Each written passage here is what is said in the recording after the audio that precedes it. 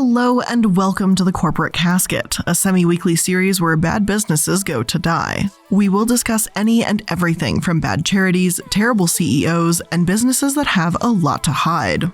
I'm the Illuminaughtii, and today we're going to be talking about a long-awaited topic that I'm pretty sure even as I'm telling it now, and it's a long one, is still not going to be conclusive. And that's about Elon Musk. Elon Musk has gone back and forth with Jeff Bezos for the title of the richest person in the world. His Twitter move shocked stock markets, and I'm sure most of you know him for co-founding and being the face of Tesla. And he's also dating Grimes, which I know her whole thing on TikTok being an absolute weirdo. My fellow communists and shit. Shut up, Grimes. We're not dealing with you today. Not much, at least. Considering how influential Elon Musk is, and since I really doubt that this video could have any effect on him whatsoever, I wanted to discuss some of his shadier, more controversial actions, because some people treat him like a god when he is just full of plot holes. So let's begin, and let's start all the way at the very, very, very beginning. Who is Elon Musk, and how did he get his start in business? Let's begin.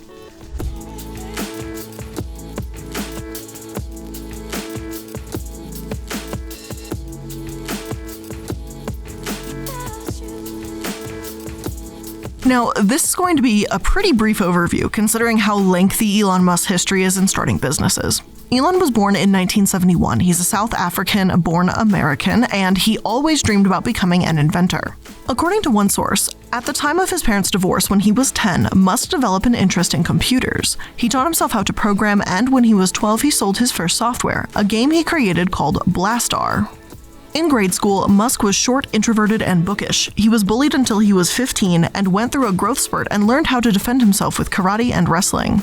When he was 17, Musk moved to Canada to attend Queen's University, and it's hypothesized it was to avoid the mandatory service in the South African military.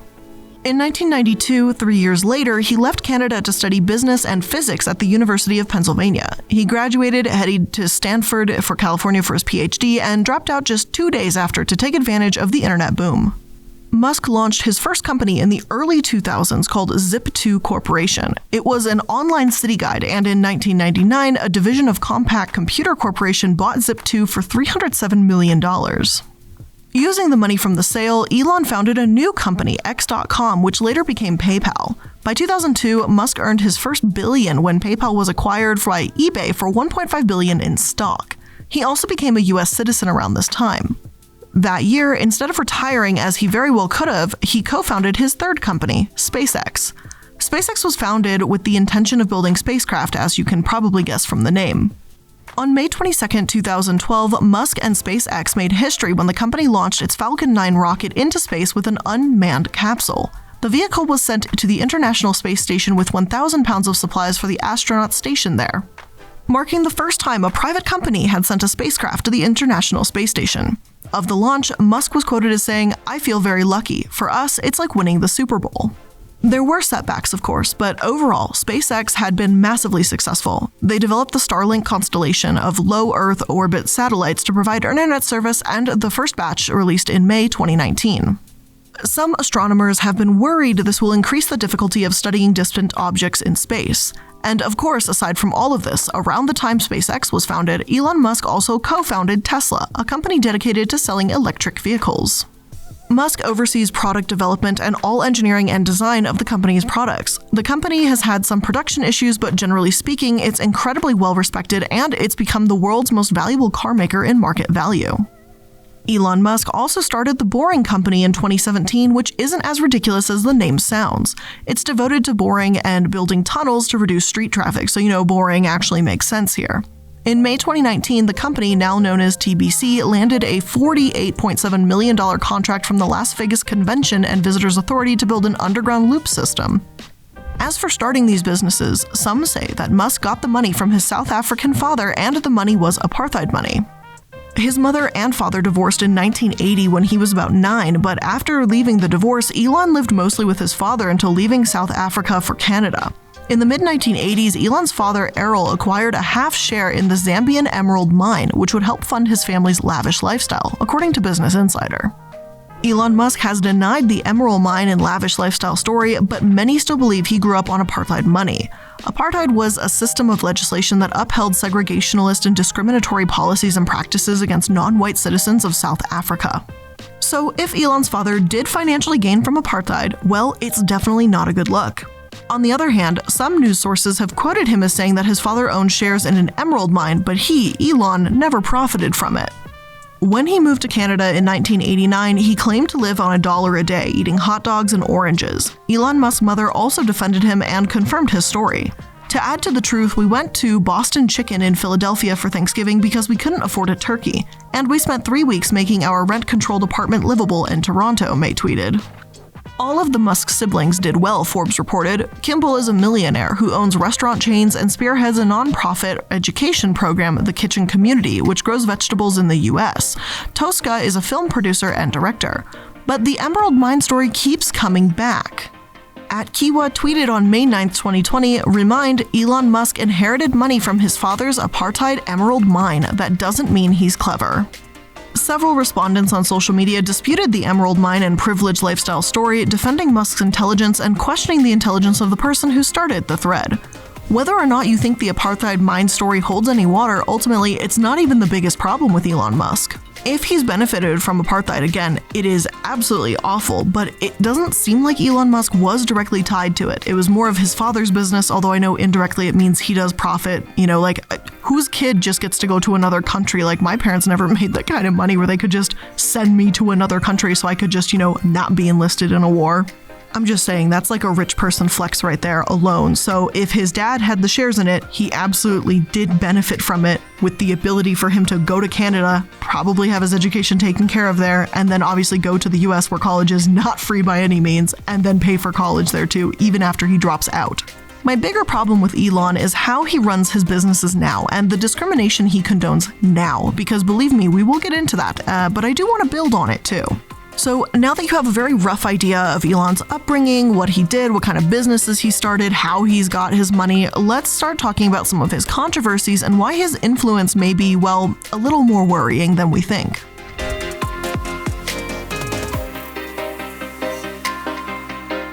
We're going to start with Elon Musk's battles with the SEC. Now, the thing is, I know some may argue cancel culture has gone too far, digging up old tweets and holding celebrities accountable for a bad joke they made 10 years ago. Others would argue that no, if they said something defamatory, they should be held to it, and it's a simple means of removing toxic people from the spotlight.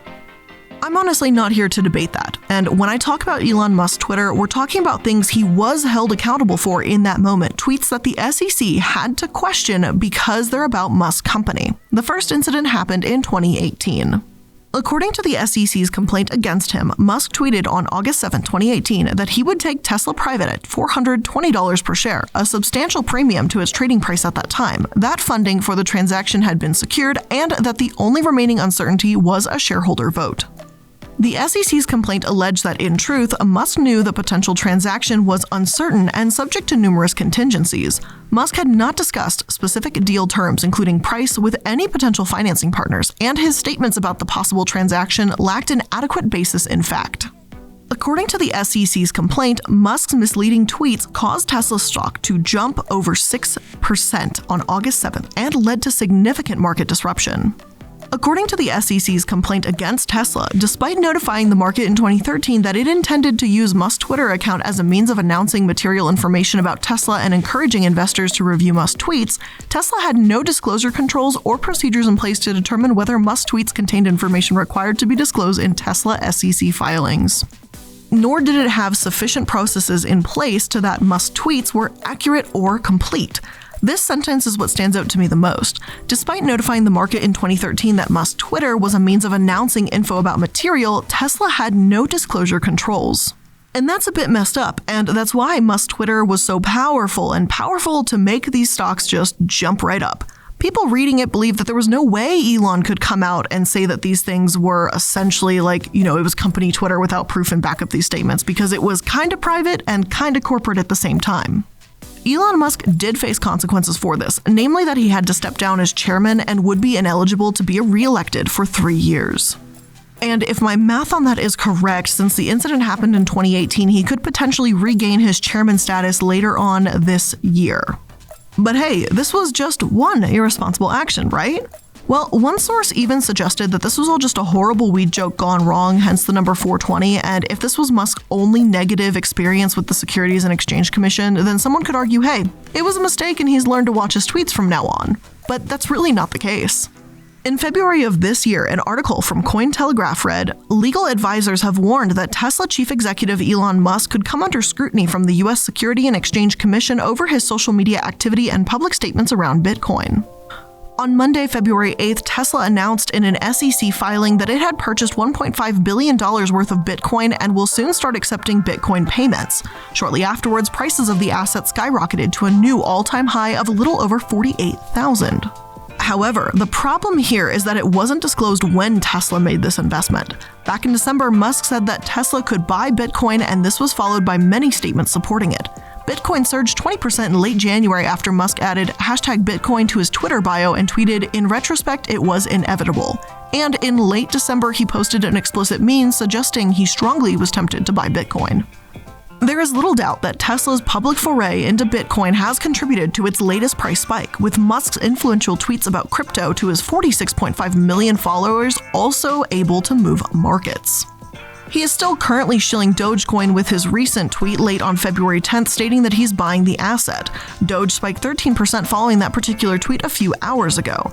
So I'm not saying that Elon Musk was lying when he tweeted about Tesla buying Bitcoin, but the SEC is suspicious that he's conveniently leaving out the whole when to make the stocks rise part.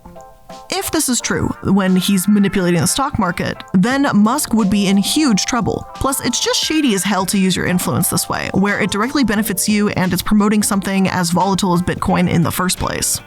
As of writing this, articles are cropping up everywhere suggesting that Elon Musk is in fact manipulating the market and that the SEC should monitor him, not only because of his Bitcoin actions, but because of his Dogecoin actions too. Nouriel Roubini, an economist known as Dr. Doom, which that's one hell of a supervillain name, he's even called this criminal behavior. If you've got someone literally nicknamed Dr. Doom calling you out, then that's a hilariously bad look, like seriously. The SEC called Elon Musk out for fraud in 2018, as we said, and they're no stranger to his behavior and his antics. I can only hope that they hold him accountable in the situation too, and it should be, because this is still a developing thing. As I'm writing this, let me just tack on the little note here that this is alleged. We can't say for sure that this is intentional market manipulation, but it sure as hell looks sus as fuck.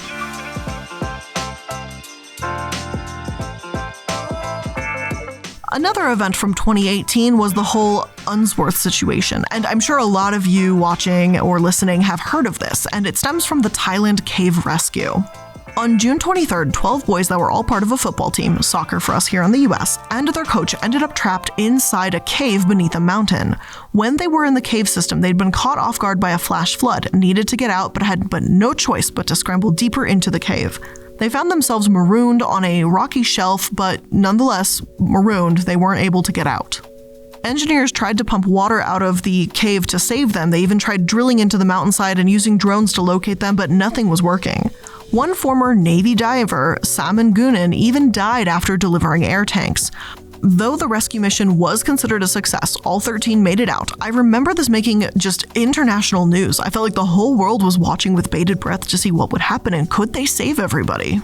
So how does Elon Musk play into this, you might ask? Well, Elon Musk involved himself in this rescue by offering help to build a mini submarine to rescue the boys. However, Unsworth, a caver from the UK and was part of the rescue team, said that the submarine wouldn't have worked. His words were exactly this. And stick his submarine where it hurts. Just had absolutely no chance of working. He had no conception of what the cave passage was like. The submarine, I believe, was about 5'6" long, rigid, so it wouldn't have gone round corners or round any obstacles. It wouldn't have made the first 50 meters into the cave from the dive start point. Just a PR stunt. Elon Musk, in return, called Unsworth a pedo guy, which is just childish, and it's just wrong. Like, don't get me wrong here, I'm sure Musk was annoyed that he was trying to help and got criticism for it. But at the same time, if I were stuck in a cave, I would rather have a professional caver come to my rescue than Elon Musk too. Elon Musk could have easily bowed out of any argument, simply that his intentions were good, but instead he escalated it by massively insulting Unsworth, calling someone a pedo, associating them with one of the most, if not the most despicable of crimes out there. It's just really not the way to behave. Unfortunately, even though Unsworth did sue Musk for defamation, Musk's lawyer successfully argued that pedo guy was just an offhand comment not meant to be taken seriously. Musk did apologize, blamed his long work hours for his outburst, but still dismissed the comment as off the cuff with no malice. Unsworth lawyers said that Musk getting away with this was a miscarriage of justice. Personally, I can't know for sure, but it is simply up to the jury on this one, and they sided with Musk. Regardless of if he should have won or lost this case, honestly, I think it speaks volumes about his character to say this to Unsworth, the man who actually helped save these children and their coach, simply because he was mad that his little submarine didn't work.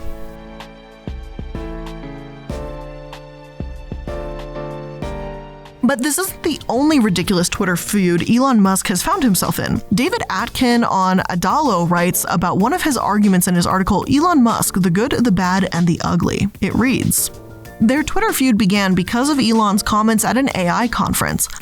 Musk had called out public transportation for being a pain in the ass and that you could end up sharing a ride with someone who might be a serial killer. This led to a series of tweets by Walker aimed at Musk, saying that Musk wanted to create a public transportation system designed for the protection of the elite, to which Musk simply responded, 'You're an idiot.' Up until this point, I had always thought of Elon Musk as a great leader and an innovation guru. I had nothing but respect for him, but these comments really shook me. After a quick Google search, I saw a couple of other articles that cast him in a negative light. This made me wonder if I was the idiot for thinking he was a great guy all along. It also made me realize I didn't really know much about him. This left me with one burning question. Is he a jerk or an innovative leader that we should aspire to be?"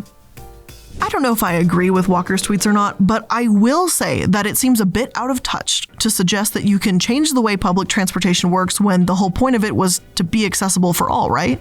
David Atkin did more digging, though, to answer this burning question of his. Now, as a disclaimer, I don't think Elon Musk is a jerk or that he should have a dick reputation for owning an expensive car, even if he's a reckless driver for destroying it, as David suggests. I think he's dangerous for driving recklessly, for the record, but if I were also as rich as Elon Musk and he's very obviously a car guy, then, I would probably buy nice cars too, like that, but I wouldn't destroy them. Small differences. But I will comment on the other criticisms this article had, which seem to be more valid. For example, there's multiple different sides to show how Elon acted when SpaceX began. The article states that after a near-death experience, he wanted to revisit childhood dreams of going to Mars. He began studying how rockets were built and decided to do it himself, but while SpaceX was still in startup mode, his son died of sudden infant death syndrome. While some may see Elon as a fierce leader determined to continue onward despite these difficulties in his life, others say he gained a reputation as being uncaring. The article states, even one of SpaceX's greatest employees, Steve Davis, experienced Elon Musk's lack of caring. Davis was once assigned a task that seemed so impossible that another engineer said any other engineer at any other aerospace company would never have even attempted. The assignment was to take a part that was quoted for $120,000 and build it on Elon's proposed budget of $5,000. Davis spent 9 months and poured his life into it. In the end, he was able to make it for only $3,900. Davis sent Elon an email detailing his greatest accomplishment, to which Elon simply replied, "Okay." But this article isn't the only one that details Musk's questionable treatment of those around him either. In his biography, one story of how he treated his longtime executive assistant Mary Beth Brown is particularly noteworthy. Apparently, after working for him for 12 years, Mary asked for a significant raise. Musk told Mary to take 2 weeks off, during which he would assume her responsibilities to see if she was crucial to his success. When she returned after 2 weeks, he fired her. Musk claimed he offered her a different position at the company, but she didn't return. And I wouldn't either. That's insulting as hell. To make it clear, Elon has said that this story is total nonsense, and he claims that Ashley Vance, the one who wrote his biography, never independently fact-checked a lot of what was written. He states that Mary Beth was an amazing assistant for over 10 years, but as the company's complexity grew, the role required several specialists versus one generalist, Musk tweets. Mary Beth was given 52 weeks of salary and a stock in appreciation for her greatest contribution and left to join a small firm, once again as a generalist. even though there's quite a bit of evidence that points to Elon Musk being, well, a dick in this situation, I can't say for sure if this is one of them because I haven't found Mary Beth herself confirming this information, which is, a huge gap. So take this one with a grain of salt. Justine Musk, Elon's former wife, has also spoken out against Elon, which, well, I would also say shouldn't be taken too strongly. There's two sides to every story, and even though she claims that he was very controlling and his judgment overruled hers, Justine definitely isn't an unbiased source here either. She claims that he often told her that if she was an employee, he would fire her, and she felt that she had just turned into a trophy wife and felt controlled as well. Again, I can't completely speak to Mary or Justine. Ex-spouses that speak out aren't necessarily going to paint a picture that makes them look bad or take responsibility for any actions they may have done in a divorce, so whether or not Justine is telling the whole story is up for debate, and I'm not really going to dwell on it. I wouldn't be surprised that it were true given Elon's attitude thus far, but it's the employees coming forward that have been giving more credibility when they speak out against Elon, because it's multiple people coming forward with the same story. So now that we've gone over the gray area of his attitude, let's talk about the more definitive treatment he's doled out on his employees and the downright lies he's told. And it's going to get a lot worse. On the surface, Musk seems questionable, a bit harsh, but those that work for him tell a far darker version of events. And before we get into those events, we're going to take a quick moment to thank today's sponsors. Winter is gone, and so are my depression meals. I understand that it's very important to eat healthy and to have some variety in your food as well if you can, and I just haven't really been doing that. Thankfully, HelloFresh is here to help make home cooking fun, easy, and affordable, and that's why it's America's #1 meal kit. HelloFresh is a meal delivery kit that offers over 27 recipes to choose from every single week, from vegetarian meals and calorie-smart options to craft burgers and extra special gourmet options. There's a little something for everyone to enjoy, with all recipes designed and tested by professional chefs. And get better value too. HelloFresh is 28% cheaper than shopping at your local grocery store and 72% cheaper than a restaurant meal without sacrificing any quality. HelloFresh offers the flexibility you need to customize your order on your app within minutes as well too. It's literally so easy. Like, you just go through there and they have pictures and recipe snapshots and everything included. It's too easy. It's nearly foolproof. And whenever these little suckers pop up on the menu thing, I am sure to order a box that week. It's called the Firecracker Meatballs. I don't care what vegetable side they put it with. Give me the carrots, the Brussels sprouts, asparagus. I don't care. I'll eat it all. Those are one of the best recipes. I crave that recipe. So if you want to get started with HelloFresh today and get your opportunity to also try these amazing Firecracker Meatballs, make sure to go to HelloFresh.com/Casket12 and use code Casket12 for 12 free meals, including free shipping. Again, that's HelloFresh.com/Casket12 and use code Casket12 for 12 free meals, including free shipping.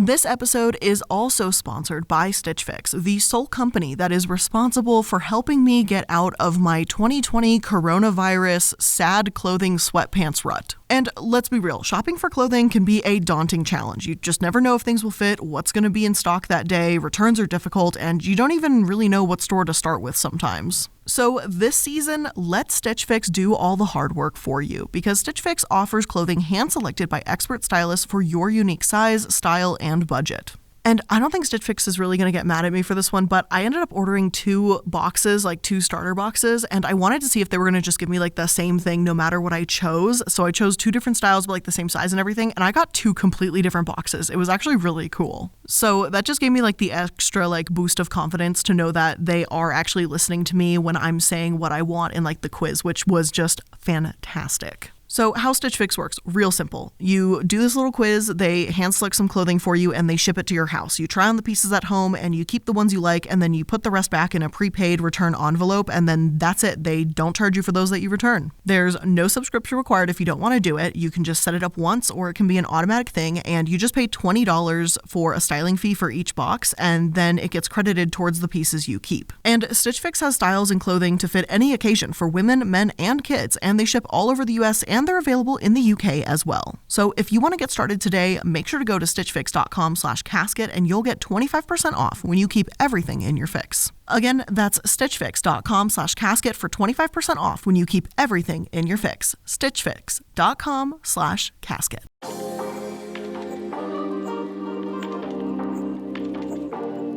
One 2018 article from The Guardian states, Elon Musk, the chief executive of Tesla, had emailed his entire staff following the May 2017 publications of separate investigations by The Guardian and a workplace safety organization showing high injury rates at the company's Northern California electric car factory.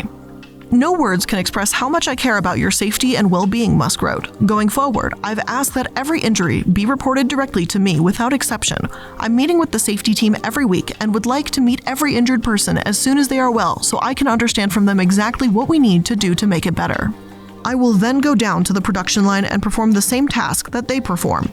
Musk, an accountability Houdini, had turned that fact that some of his employees were dealing with life-changing injuries into glowing press about his leadership. If only his promises were true. He didn't meet me, said Richard Ortiz, a former Tesla factory worker who was injured at work in July 2017. That's PR, that's baloney, said another current Tesla employee who said Musk never met with him about the 3 pinched nerves in his arm. He didn't meet with me, and my incident was filed, said a third Tesla employee who was injured in October. If he was truly going to meet with all the employees who got injured, he would be there for half the year. Of the workers who spoke to The Guardian for this article, 6 had been injured at work. None of them ever heard directly from Musk or had him perform their task on the assembly line. One Tesla spokesperson said Musk was on the assembly line many times and provided 10 workers' names to attest to this. The Guardian was able to reach out to 4 of them, though none of the 4 have been injured, and they all praised Elon, saying they saw him in the factory. At the same time, Ortiz, an outspoken supporter of unionization drive at the factory, said anyone can do anything for an hour, and the wear and tear comes from doing their job 12 hours a day, 6 days a week. Musk's pledge to meet with every injured worker is by no means the only example of his overpromising. The CEO is notorious for making exaggerated claims about his businesses, whether he was announcing that he had received government approval for a New York to Washington, D.C. Hyperloop, he hadn't, promising to test drive a fully autonomous Tesla coast to coast by the end of 2017, he didn't, or claiming that the Model 3 production would reach 5,000 cars per week by the end of 2017. It still hasn't. To one worker, an immigrant who started at Tesla in 2017, the contrast between what Musk promises and what he does is indicative of a lack of principles. In my country, we have a saying, even if your enemy is a rabbit, you should at least recognize that he has big ears, he said. I like Elon Musk. I like people who dream big. But he added, I'm always really surprised how he keeps giving numbers that we have never been able to respect. He would say we would produce such and such cars by such date, and we are never able to hit it. For me, a responsible person should stick to his word. As a Tesla employee, I am really ashamed when my CEO is lying to the public. Elon Musk has become notorious for making these big promises. When he sets these massive goals for the company, what Elon either doesn't seem to realize or doesn't care about is it's the workers who suffer trying to reach them. It's not as if Elon is building these cars himself. One subcontractor who works on the Model 3 says Elon shows up to the assembly line an average of once a month, 4 or 5 times since he started working there 5 months ago. The subcontractor, Jimmy, said it felt good seeing him on the line, and yet the fact that Elon can seemingly come and go as he pleases is worth remembering. He's a CEO, he oversees the design, but Elon's production promises are putting the burden on his workers. He comes across as really out of touch to me personally. Unfortunately, things only get worse from here. The Guardian continues and reads, though Tesla factory employees may have learned to take Musk's words with a grain of salt, the billionaire's pronouncements, whether issued by company email, investor earnings call, the press, or Twitter, still loom large over the workplace. In May 2017, Musk emailed the entire company a message about doing the right thing, i.e., being considerate of minorities and not being a huge jerk. The email resurfaced later that year as Tesla was hit with a number of lawsuits from employees alleging sexual harassment, gender discrimination, racism, and homophobia in the workplace. Tesla has denied wrongdoing. One of the lawsuits took particular issue with one line in the Musk email that read, "In fairness, if someone is a jerk to you but sincerely apologizes, it is important to be thick-skinned and accept that apology." Tesla defended the email in a blog post, arguing that the counterpoint to not having thick skin and accepting an apology would be a cold world with no forgiveness and no heart. No one has to accept an apology they don't feel is genuine. Musk's workers aren't obligated to forgive him, especially after what they've been through. The article states that one black worker felt like he was treated like a dummy, and he states, quote, "I don't think people of color should have thick skin when it comes to racial issues in the workplace. I absolutely agree, especially when multiple workers state that it's his thick skin line that has adopted the excuse for bad behavior." One material handler says he would never want his daughter to work there because it's a nightclub attitude, and he's heard workers outright call people the N-word with little to no repercussions. No one should be uncomfortable at work. Having thick skin might mean getting through a difficult workday, taking criticism well, whatever you want to call it. But having thick skin doesn't mean accepting racial slurs. An Army veteran objected to these words being used, but said that wasn't all. This spring, in 2 emails to company staff and on earnings call with investors, Musk debuted new language to describe a problem weighing down the good ship Tesla: barnacles. The number of third-party contracting companies that we're using has really gotten out of control, so we're going to scrub the barnacles on that front, he said on an investor call. We've got barnacles on barnacles, so there's going to be a lot of barnacle removal. A Tesla spokesperson said that Musk was referring to contractor companies, not subcontracted employees. But whatever Musk's intent, the words were interpreted as an insult by some of the hundreds of factory workers Tesla hires through subcontracted staffing agencies. When the big alpha dog of the factory uses that word to describe people, it allows other people in the factory to start thinking about people like that and acting that way, said the veteran, who worked for Tesla through a contracted staffing agency for 8 months before being hired directly. He compared the rhetorical tactic to Donald Trump calling certain countries shitholes or the US military dehumanizing enemy soldiers with slurs. You don't refer to people this way, you just don't. The veteran states that he, quote, heard that word more in the last week than the rest of my life. And this is extremely disheartening. Musk has not only lied about the injury rate, told his workers to get over racial slurs being used in the workplace, but now he's coming up with new ways to insult them. So yeah, he's innovative, all right. He's found a new way to keep insulting people. I've never thought of calling someone a barnacle, but here we are.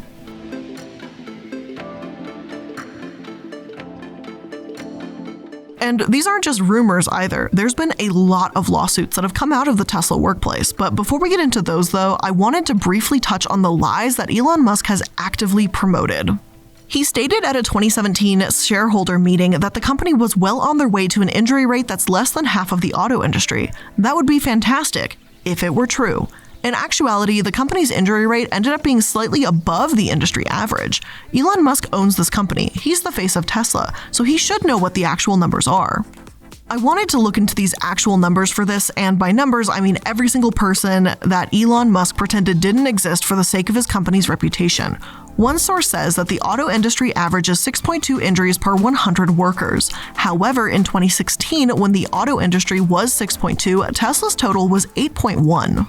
The serious injuries in the auto industry are 4, whereas Tesla's was 7.3. By 2017, I will say that Tesla's numbers went down significantly to 6.2 instead of 8.1, but they're still, at this point, only matching industry standard, not well on their way to having it, as Musk suggested. This source also states that Justine White, the safety lead, believed that the factory floor prioritized style and speed over safety. Musk's name was invoked to justify shortcuts and shoot down concerns. At one point, White said she warned supervisors about a potential explosion hazard, but was told that they would defer to production managers because fixing the problem would require stopping the production line. From September 2016 to January 2017, White oversaw safety for thousands of workers on Tesla's General Assembly line, in charge of responding to inquiries, reviewing injury records, teaching safety classes, and assembling the factory for hazards. Everything took a backseat to production, White said. It's just a matter of time before somebody gets killed. A few months into her job, White became so alarmed that she wrote to a human resources manager that the risk of injury is too high. People are getting hurt every day, and near-hit incidents where people are getting almost crushed or hit by cars is unacceptable. The next day, she emailed Sam Teller, Musk's chief of staff, that safety team leaders were failing to address the hazards. I know what can keep a person up at night regarding safety, she wrote. I must tell you that I can't sleep here at Tesla. She said she never heard back from Musk's office. She transferred departments and quit a couple months later, disillusioned. In her March 2017 resignation letter, White recounted the time she told her boss, Seth Woody, that the plant layout was extremely dangerous to pedestrians.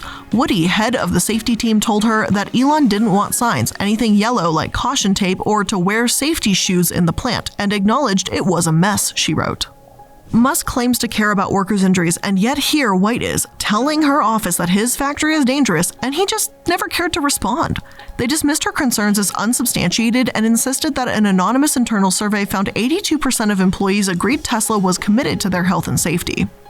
And first of all, those numbers aren't exactly worth bragging about. Sure, surface level you go 82%, that's like a B in American grades, right? But if almost 20% of your workforce, 1 in 5, does not feel that you're committed to safety, then you might be doing safety wrong. Secondly, some workers stated that if they spoke out against Tesla, they feared being fired, so that may have influenced those numbers too, and they might be very inflated.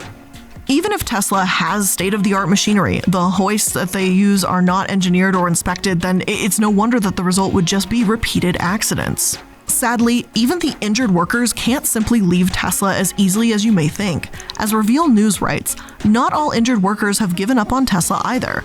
Dennis Cruz has had his share of injuries, yet he still wants to go back to the production line. At one point, out on workers' compensation because of work-induced tendinitis, Cruz ended up living in his car, unable to afford rent. Then, in late 2016, a toxic adhesive many workers complain about got in his eye, damaging his cornea. And in September, as a quality inspector, Cruz said he put out a fire that broke out on a car body, inhaling fumes from burning chemicals. Cruz, 42, is on light duty as he struggles with shortness of breath, coughing spells, and headaches. But he wants to provide for his family, apply his skills, and get promoted. I can't do that on workers' comp. I can't do that away from the factory, he said. That's why I push to go back. I push to go back into the fire. Workers' comp simply isn't enough to provide for a family, and so Cruz, as he puts it, goes back into the fire, hoping he can get promoted. It wasn't until workers requested the company's injury logs that Tesla had to amend its 2016 report to add 135 additional injuries that weren't previously counted. I can understand 1 or 2 slipping through the cracks, maybe, but 135 people missed and ignored for the sake of looking better to shareholders, that's fucked up and that's not excusable. Tesla has dismissed injuries from their workers, headaches from those handling chemicals, backed up and stated that their numbers were industry average in 2017 instead of the well on the way to half the industry average that Elon Musk stated, and more. One worker, Mark Eberly, needed surgery for his carpal tunnel that was induced after welding thousands of studs to car wheelhouses during 12-hour days. Other workers in similar situations said that if they took time off, it would slow the company down and affect his reviews. Again, when Elon Musk puts out these massive promises, it's the workers who suffer. There's no way around that. After this news broke, it was bad enough that OSHA, the Division of Occupational Safety and Health, opened an investigation. Even though Elon Musk says California OSHA is the most stringent safety organization in the US, he apparently wants to ignore them if they're not singing his praises. In 2019, OSHA found that Tesla had 3 times as many violations as the 10 largest US plants combined. Let me repeat that. Tesla had 3 times as many violations as the 10 largest plants combined. That is impressively horrible. Its 54 OSHA violations, as reported by Forbes, have amassed a total of $236,730 in fines, many of which presently in the OSHA database are showing as contested or pending education, meaning that the paid fines, pending fines, and current fines may all be different depending on the outcome of the OSHA settlement post-contest. From the period of August 22, 2014 to June 21, 2018, the following OSHA violations were found in the national database for Tesla's assembly plant. 9 accidents, which resulted in 22 OSHA violations, 7 complaints, which resulted in 18 OSHA violations, 4 incidents in which 8 OSHA violations were also found unrelated to a specific complaint. The above 48 violations do not include an additional 27 violations which occurred at another Tesla and Tesla Energy-owned locations around the United States during the same time period. 1/3 of all violations across Tesla ventures, which include warehouses, retail showrooms, and Tesla Energy, were entered into the OSHA database for incidents in 2018 alone. And the numbers don't lie. That's a thing. Whether or not you think Elon Musk is a jerk, whether or not his pedo comment really bothered you, whether or not you believe his side of the Mary story, and whether or not you think he should have gotten in more or less trouble with the SEC, these numbers are not deniable. Tesla is not nearly as safe as Elon Musk makes it out to be, and I've got no respect for someone that ignores the serious injuries that Musk and Tesla have. According to The Guardian in 2017, ambulances have been called more than 100 times since 2014 for workers experiencing fainting spells, dizziness, seizures, abnormal breathing, and chest pains, according to incident reports obtained by The Guardian. Hundreds more were called for injuries and other medical issues. I've seen people pass out, hit the floor like a pancake, and smash their face open, said Jonathan Glasseo, a production technician at Tesla. They just send us to work around him while he's still lying on the floor. One of his several workers who said they have seen coworkers collapse or be taken away in ambulances. We had an associate on my line. He just kept working. Next thing you know, he just fell on the ground, said Mikey Katura, a worker on the battery pack line. Richard Ortiz, another production worker, spoke admiringly of the high-tech shop floor. "It's like you died and went to auto worker heaven." But he added, "Everything feels like the future but us." Everything feels like the future but us. Fuck. If that line just doesn't hit home, I don't know what will. I think I can safely say we've proven that Tesla doesn't really give a shit about the safety of their workers, and the numbers absolutely show that. But what about their well-being? What about the discriminatory workplace we mentioned earlier? Well, I wanted to get just a bit more into that, so I took a look at the lawsuits that have been filed to see exactly what happened here and if Tesla took any accountability.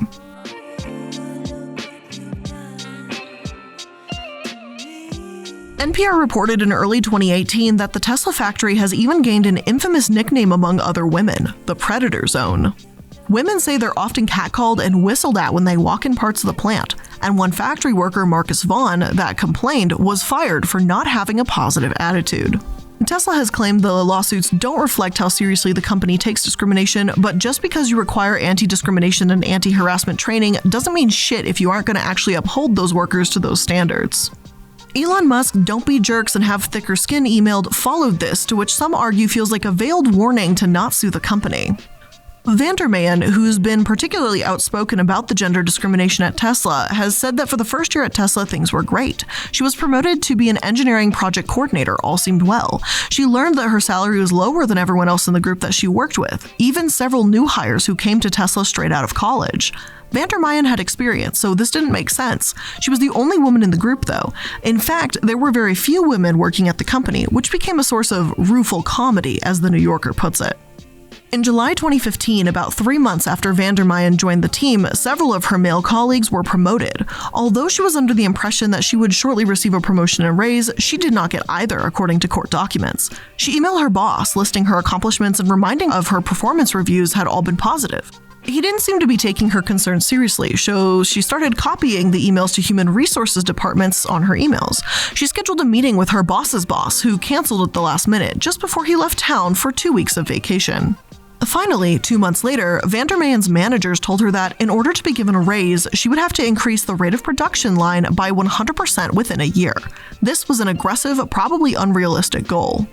So she decided to consult a lawyer. On September 20th, 2016, Vandermeyen filed a lawsuit charging Tesla with sex discrimination, retaliation, and other workplace violations. As far as I can tell, these lawsuits are actually still pending, and this isn't the only one centered around discrimination. There's also been discrimination due to sexual orientation as well as racial discrimination. Before I continue on with those, however, I want to say one thing. I know there may be a few people thinking, well, just because Tesla is discriminatory doesn't mean Elon Musk is. Maybe so. I can't know for sure how aware Elon was of the situation. However, when he was made aware, even to a small extent, that, hey, some people have issues with the work environment, his reaction was just, "Don't be jerks." That's what the email said. Even though many genuine concerns have come forward, the face of the company has dismissed these people as just jerks. So whether or not you think Elon Musk is discriminatory, he sure as hell excuses the discriminatory behavior. Anyway, I just wanted to clarify that before we jump back into this mess. One article states, soon after he started working on the assembly line at Tesla, Jorge Ferro was taunted for being gay and threatened with violence. "Watch your back," a supervisor warned after mocking his clothes for being gay tight, Ferro said. The harassment didn't stop after he reported it to a manager, and days after he made a second complaint, Ferro was punished according to his account. An HR representative took away Ferro's badge, claiming that he had an injury that prevented him from working and saying there's no place for handicapped people at Tesla, he alleged. Tesla failed to stop anti-gay harassment against Ferro and fired him for seeking protection. That much is obvious. It would be one thing if this was one supervisor making a disgusting comment and that was shut down quickly, or how they ignore a hostile work environment is inexcusable. Hell, this isn't even just a nasty comment. Ferro was threatened with violence. If HR won't help him there, then what's the point of even having HR in the first place? Even though Ferro is the only lawsuit I found around anti-gay harassment, there's still more lawsuits around Tesla's essentially useless HR department. Owen Diaz, 49, told The Guardian that he also brought a lawsuit in hopes of protecting other Black employees at Tesla from abuse. He and his son Dimitrik, 22, both faced racial harassment and violent threats while working in the Tesla factory, according to a discrimination complaint they filed with a third former employee on Monday. Owen was subject to daily racial epithets. He was called boy, he heard statements such as "all you fucking N-words, I can't stand you motherfuckers," and "N-word, hurry up." Seriously, some of this is just Well, obviously I don't feel comfortable like repeating the full quote, but I think you guys understand this is insanity. Seriously, some of these is just, what? But according to the lawsuit, supervisors brushed aside those complaints, with one telling Dmytryk, if you don't like how you're treated, your time here is going to end. And another telling Owen, why do you people take things so hard? The dismissals were hurtful, said Owen. You might as well just slap me and spit in my face. You'd think that if this was repeatedly brought to HR's attention, they would have realized, gee, maybe something's going on here. These racial slurs are hurting people, but that wasn't the case with Tesla. Instead, they insisted this lawsuit was just some carefully timed media blitz. Reuters said the trial is scheduled for May 20th, 2020, but as far as I can see, it was pushed back because of COVID, since the latest news doesn't say that anything's been decided yet, at least as of writing this anyway. Again, I can't definitively say that Elon Musk is a racist, sexist, or homophobic person because of what happened at his factory, but enough complaints have come in to say, it's pretty disgusting that he hasn't addressed this either. That's just my opinion, though. Maybe, I'm a jerk for having it, as Musk would say.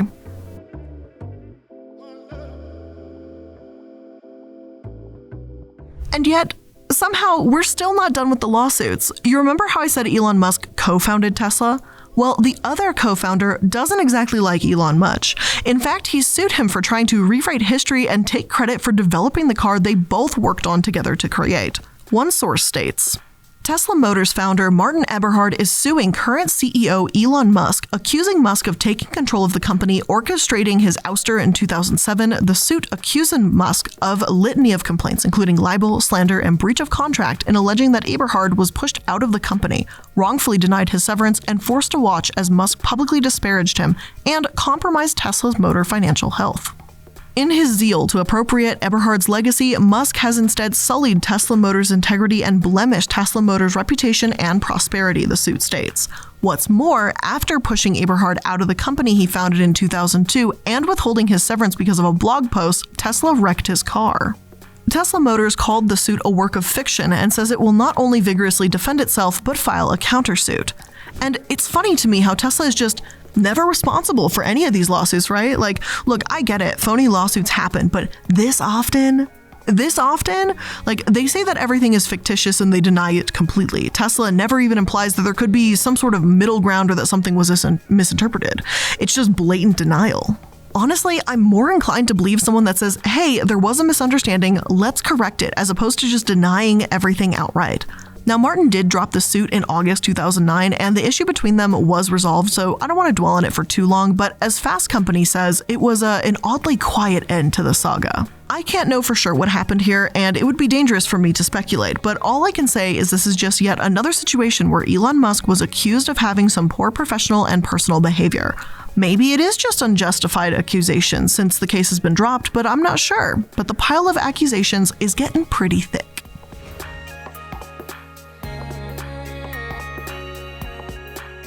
Now, because I know many people are going to want me to address it and I can't not bring it up, Elon Musk has also been able to add advising Trump to his resume.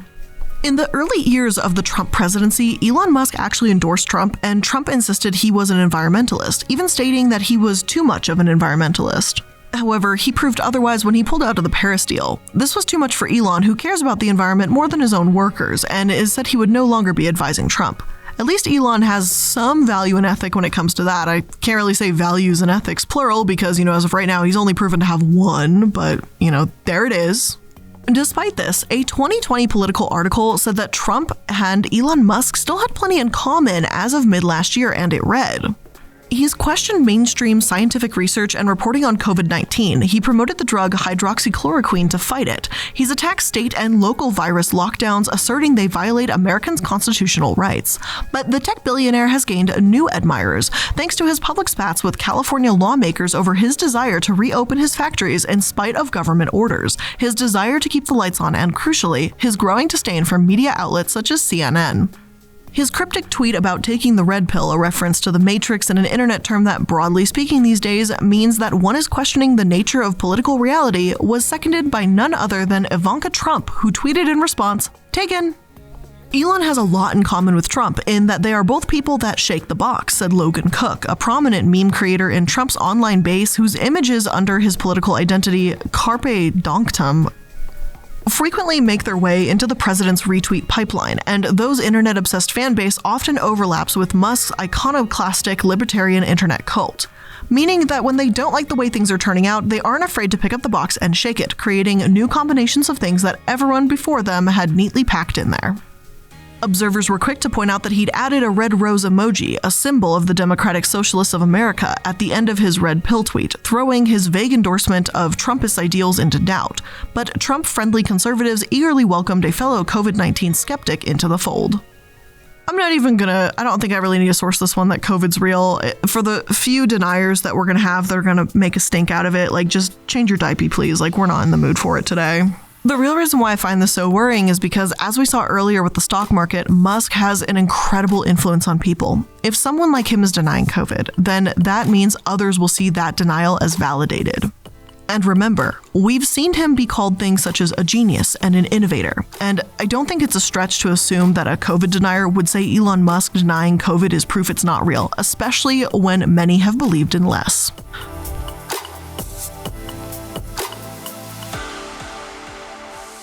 As for Tesla itself, the company does have its fair share of problems. In 2018, The Guardian reported, in the 3 weeks since the death of Walter Huang, 38, whose Tesla Model X crashed while in autopilot mode in California, the company has repeatedly argued that the victim was at fault, not its nascent technology. And it has openly feuded with the US investigators about the release of information. The defensive statements amid the current tragedy and the settlement offer in Lambert's labor dispute provide a window into the way Musk's firm has tried to silence critics or publicly attack them. It's the familiar approach in Silicon Valley where companies work to block bad publicity by keeping complaints out of court and resolving high-profile disputes behind closed doors. Tesla's gained a reputation of bribing people to stay silent and avoid criticism. They've had scores of defective product lawsuits and cases where Tesla's autopilot has malfunctioned where it can't reliably detect stationary objects. Tesla says its autopilot isn't meant to be set and forget it system, which I understand, but at the same time, that's not really what their advertising says either. Even if it's just a very small number of cases that may be impacted, these are lives that are still at risk. You'd think that Tesla may be a bit more concerned and obligated to put some kind of disclaimer here. And I'm not saying these cars aren't innovative, but I absolutely think there's a way to cut down on, people fucking dying. I don't know why this is revolutionary thought processes here.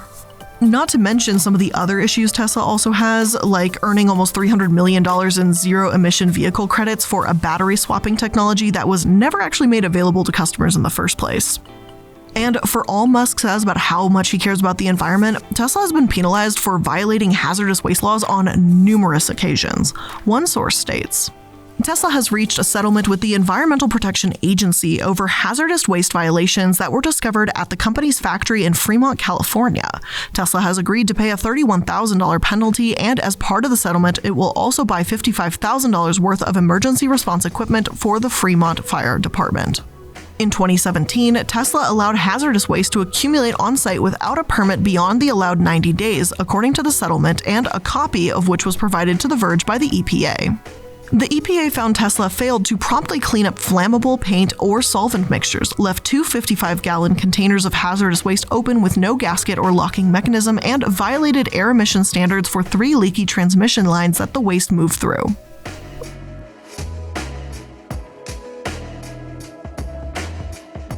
These aren't the first times Tesla has had environmental issues, just the most recent.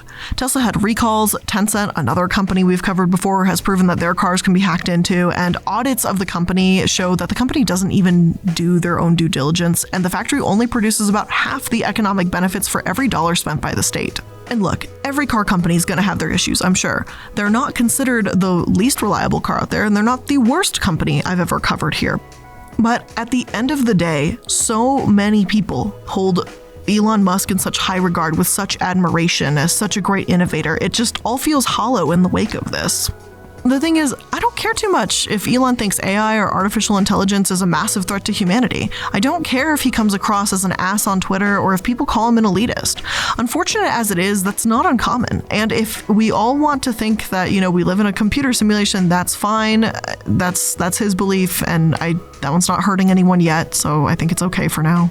I don't know for certain if he got money from apartheid emerald mines either, given his relationship with his father, whether or not some are convinced of it. However, his horrific work environment is hurting people. His misleading statements about the injuries of his employees, calling those that step forward jerks, and the misinformation he spread during a global pandemic are real issues that I have with Elon Musk.